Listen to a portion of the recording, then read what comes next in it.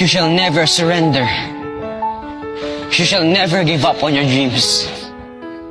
And never let obstacles weaken us and hinder our progress. Remember this. People may talk behind us. People may not believe in us. And people may drag us down. But do not be shaken. We do not exist and we do not live for them.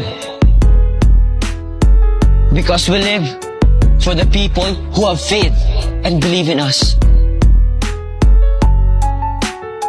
Because we live for our family. Let us not be afraid facing our challenges. Let us pursue our dreams. Mapapagod, pero hindi po susuko. Masusugatan, pero hindi aayaw. Mabibigo, pero hindi bibitaw.